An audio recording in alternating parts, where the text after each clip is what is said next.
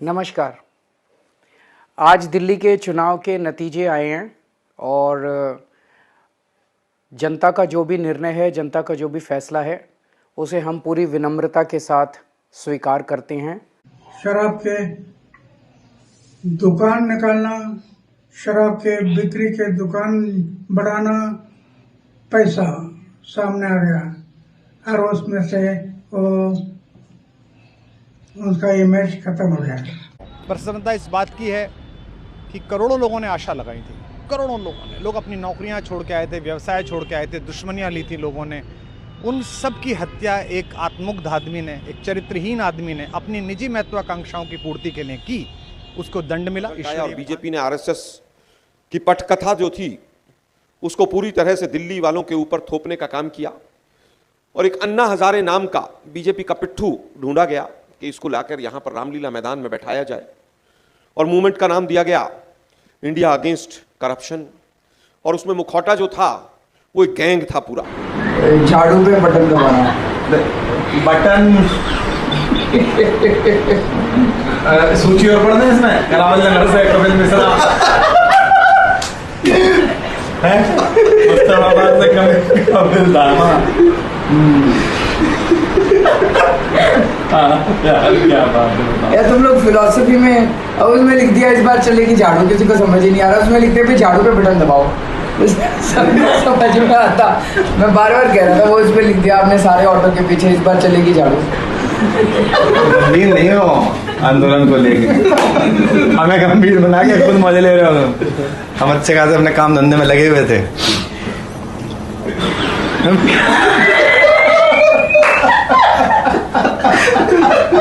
ये ना बंदे में ये काम जल्दी कर दो। अब इस लड़ाई को अंजाम तक अरे यार तो बहुत ही सारे बदमाश हैं। आप लोग उधर देखो, जो आपका एडिटिंग का काम है। अरे आप कान से मत देखो, आगे देखो। जोर से बोलना है ना।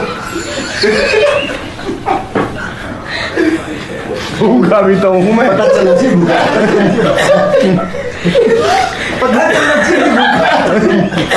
भूखे पेट वैसे यार। अरे इसके बारे में बाहर मार्केट में लोगों को शक है कि हंसता भी होगा कि नहीं। बताओ इतने बदमाश आदमी के बारे में।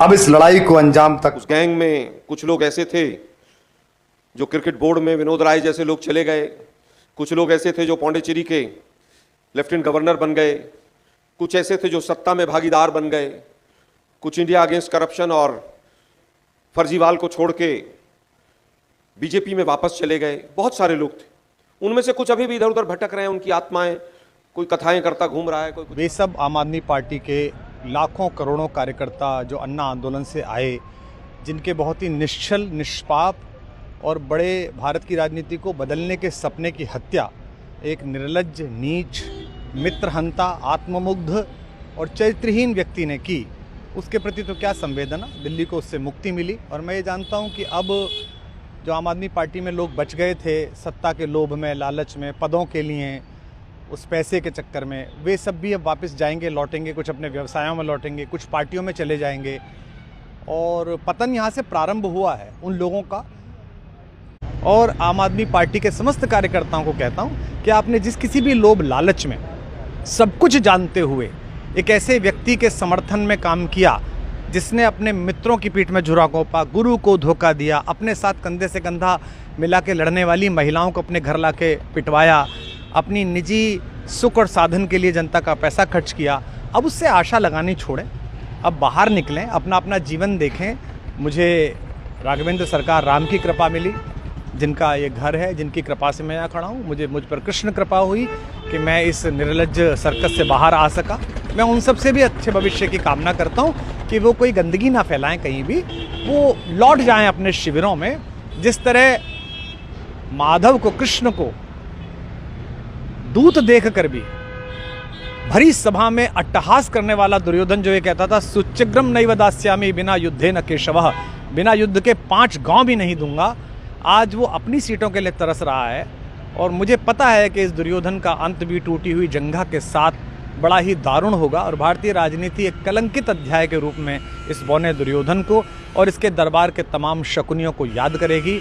मैं उनकी मुक्ति की कामना करता हूं कि ईश्वर उन्हें इस दुख से बाहर निकाले और समस्त लोगों को बधाई देता हूं कि चलिए अंततः न्याय हुआ। दुख है कि अन्ना आंदोलन से एक ऊर्जा जो पैदा हुई थी, जिससे देश में एक सकारात्मक बदलाव हो सकता था, एक वैकल्पिक राजनीति हो सकती थी, उसकी हत्या एक अहंकारी आदमी ने, एक आत्ममुग्ध और असुरक्षित आदमी ने कर दी। क्या है सत्ता और पैसा, लोगों को क्या करेगा कह नहीं सकते। उस टाइम पर यह भी बोल रहे थे कि हम सत्ता में आने से सरकार का तनख्वाह नहीं लेंगे, गाड़ी नहीं लेंगे, बंगला नहीं लेंगे, ये सब बोल रहे थे। अभी और पार्टी से भी इनके तनख्वाह ज्यादा है, तो ये ठीक नहीं है। सत्ता और पैसे के लिए ईमान खो देना ये ठीक नहीं।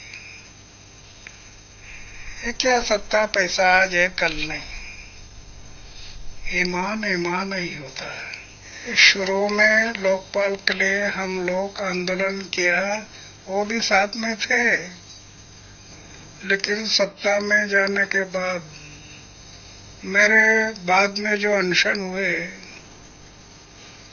वो अनशन में कभी पता तक नहीं किया कि वो अनशन में क्या हो रहा है। पहले मैं देखता था इनके जीवन में ये गुण थे, लेकिन ये कुर्सी का क्या गुण धर्म है मुझे पता नहीं।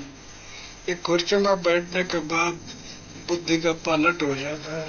लेकिन दो ये है, एक दिन अन्ना मेरे गुरु कहने वाले वो आज रास्ता छोड़कर जा रहे, इसका मुझे दुख हो रहा है। जब से मुख्यमंत्री बने तब से हमारी कोई बात नहीं, उनका रास्ता अलग हो गया। आज बंगला लिया, गाड़ी लिया, सब कुछ लिए, तो ये ठीक नहीं है। हम जुबान लोगों को दिया है, उसको बदलना ठीक नहीं।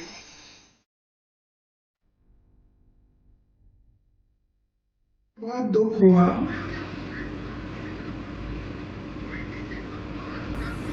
कि अरविंद केजरीवाल जैसे आदमी जो मेरे साथ काम करता था,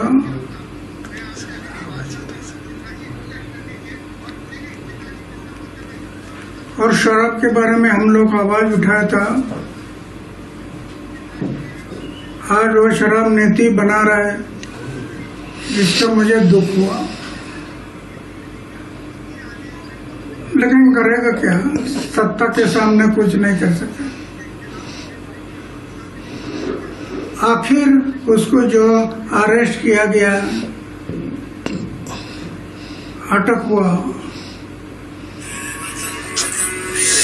वो उनकी कृति से हुआ। हम ये बातें नहीं करते तो अटक होने का कोई संभव नहीं था।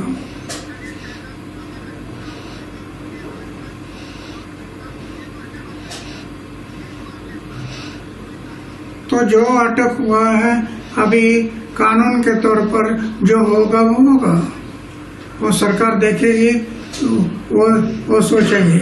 को मेरी विनती है, अपना वोट देते समय जिसको वोट देना वो आदमी कौन है उसको देखो।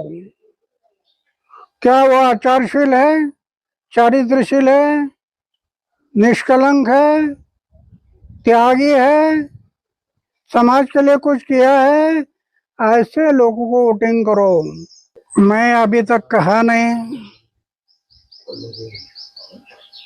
लेकिन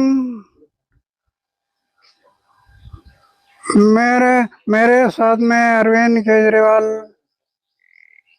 जब था, मैं कई सालों से उसको कह रहा था, चरित्र को संभालो, आचार शुद्ध रखो, विचार शुद्ध रखो, जीवन निष्कलंक रखो, जीवन में त्याग करो।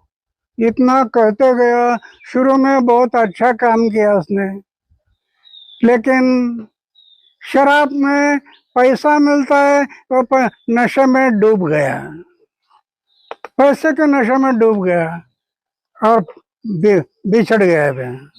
एक चीज हो सर, आपके आपके आंदोलन से जुड़े हुए आपके आंदोलन के कई साथी थे, चाहे कुमार विश्वास हो, प्रशांत भूषण जी हो, ये बहुत सारे लोगों ने राजनीति से किनारा कर लिया, राजनीति छोड़ दी उन्होंने, राजनीति छोड़ दी, कुमार विश्वास, प्रशांत भूषण। लेकिन कुछ दूसरे साथी थे जो राजनीति कर रहे हैं, उसमें से केजरीवाल या मनीष सिसोदिया जेल भी गए। क्या उनके जेल जाने के बाद आपको ऐसा लगा कि आपके जो साथी थे गलत लोगों का साथ था आपका, वो गलत लोग थे, ऐसा कभी लगा कि दिल को चोट लगी? मुझे जब लगा तब से मैं गया नहीं ना वापस।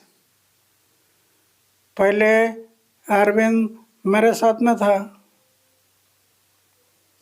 लेकिन सत्ता और पैसा दिमाग में सोचा, शराब की दुकान के बारे में दिल में बैठ गया, तब से मैं गया नहीं। जब पक्ष और पार्टी निकालनी थी तब एक मीटिंग बुलाई थी, सबने मुझे बुलाया था। मैं बोला क्या करेंगे मीटिंग में? बोले पक्ष और पार्टी में, पक्ष पार्टी की डिसिप्लिन। मैं बोला जब तक पक्ष पार्टी में सत्ता और पक्ष राजनीति जब तक रहेगी तब तक मैं नहीं जाऊँगा।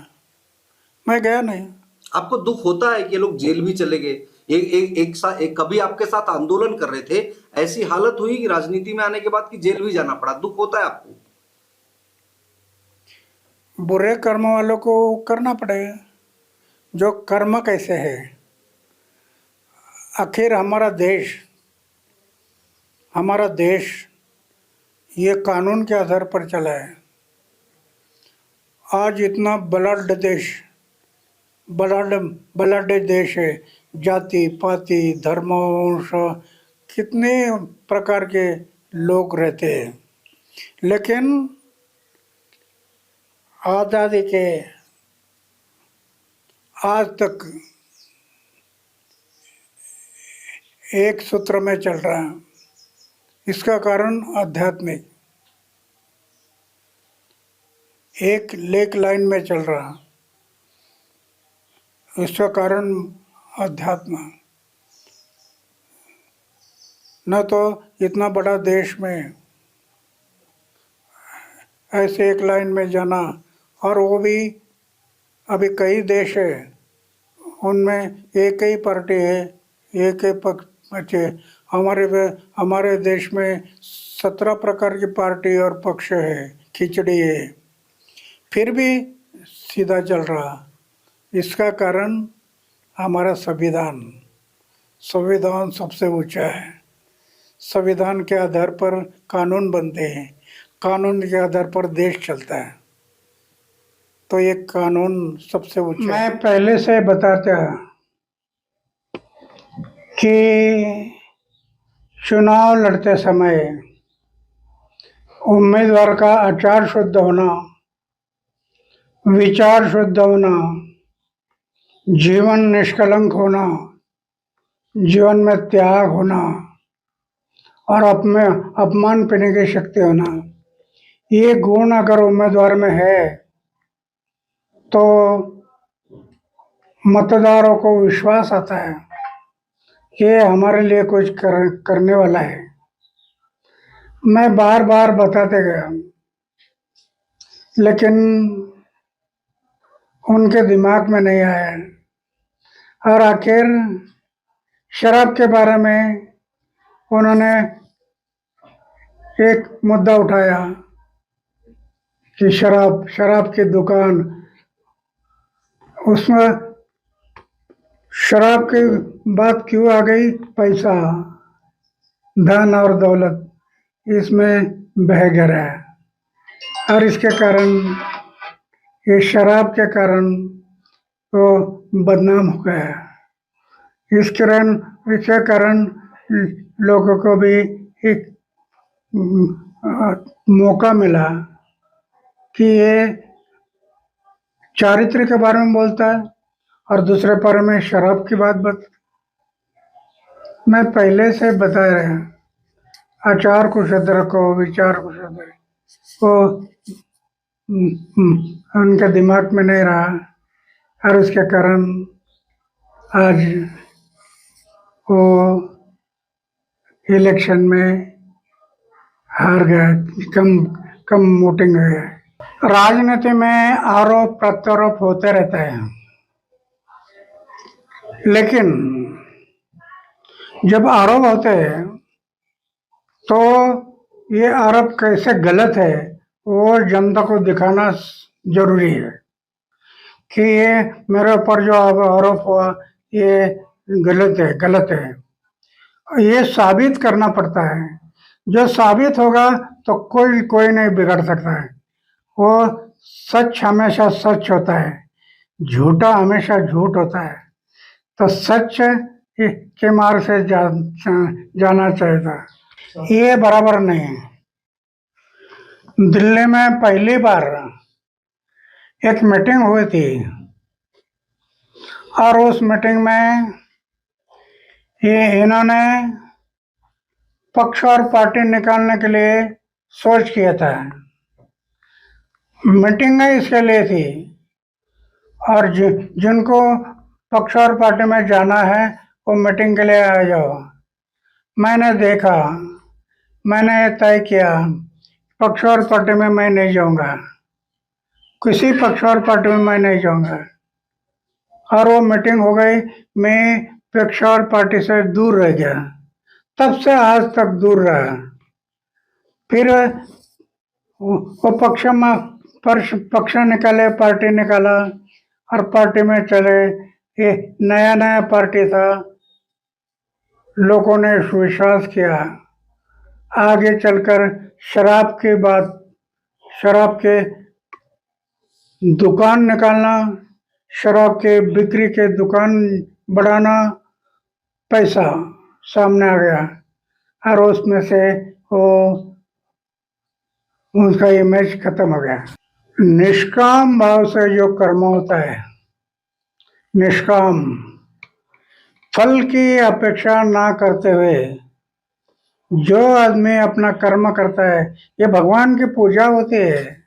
निष्काम कर्म यही भगवान की पूजा होती है। पूजा सिर्फ मंदिर में नहीं, तो जनता की सेवा ये भगवान की पूजा है। उनके समझ में नहीं आया और इसके कारण वो गलत रास्ते में गया और डाउन हो गया। ये गैंग वही था। कुछ लोगों ने, हमारे यहाँ भी एक आध लोगों ने सेंध लगाने का प्रयास किया, दाढ़ी वाड़ी थोड़ा ट्रिम करके यहाँ पहुँचे, लेकिन हम पहचानते हैं सबको, इसलिए हमने ज़्यादा तवज्जो नहीं दी। आज लगभग 10-12 साल हो गए, दिल्ली की जनता इनके कुकर्मों को झेल रही है। किस तरह से अखंड अपराध में और भ्रष्टाचार में बीजेपी और आम आदमी पार्टी दोनों की दोनों डूबी हुई। जो कहती थी कि 2G में 1,76,000 करोड़ का घोटाला हो गया और बाद में सबको क्लीन चिट दी इन्होंने। जो कहते थे कोलगेट हुआ और आज तक कोई जेल में नहीं गया। 1-1.5 महीने पहले वो जो गुप्ता साहब थे, कोल सेक्रेटरी, उनको भी इनकी सरकार और न्यायालय ने बरी किया। किस तरह से निर्भया केस का दुरुपयोग किया गया कि दिल्ली जो है वो रेप कैपिटल बन गई है, अपराध कैपिटल बन गई है। और हालत यह है कि एनसीआरबी के आंकड़े आजकल तोड़ मरोड़ कर देश के सामने रखे जाते हैं। लेकिन वो कहावत है कि सच को कब तक छुपाओगे आप, सच तो बाहर निकल के आएगा ही। और दोनों लिप्त हैं, केंद्र सरकार, मोदी जी की सरकार भी, और इनकी सरकार केजरीवाल जी की भी। दोनों आंकड़ों को भी छुपाते हैं, दोनों भ्रष्टाचार भी करते हैं। केजरीवाल जी 10 साल तक मोदी जी की गोद में बैठे रहे। सीए हो, एनआरसी हो, आर्टिकल 370 हो, 3 काले कृषि कानून हो, फर्जीवाल सबसे पहले उसको अपनी विधानसभा में अप्रूव कराते थे। सबसे बढ़ चढ़ के मोदी जी के कौन कितना करीब है, वो कंपटीशन था, होड़ थी इनके अंदर। वो जगन मोहन रेड्डी हो, ये हो, कई लोग थे।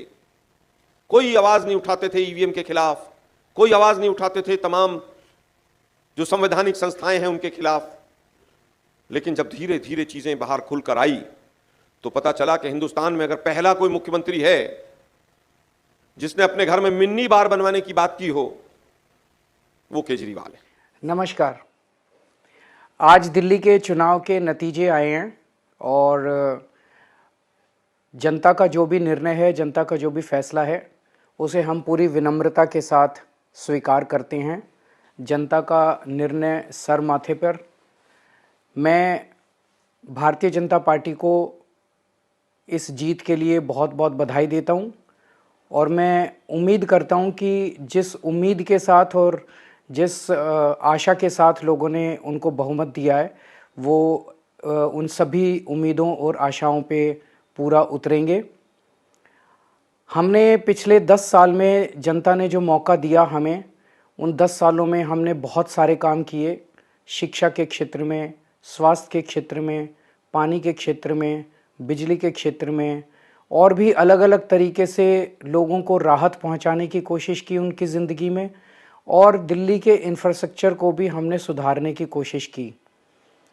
अब जो जनता ने हमें निर्णय दिया है, हम न केवल एक कंस्ट्रक्टिव ऑपोजिशन का रोल निभाएंगे, बल्कि हम समाज सेवा, जनता के सुख दुख में काम आना, व्यक्तिगत तौर पे जिसको भी जो ज़रूरत होगी, हम लोगों के सुख दुख में हमेशा काम आएंगे। क्योंकि हम राजनीति में कोई सत्ता के लिए नहीं आए, हम राजनीति को एक ज़रिया मानते हैं जिसके ज़रिए जनता की सेवा की जा सके, जिसके ज़रिए लोगों के सुख दुख में काम आया जा सके।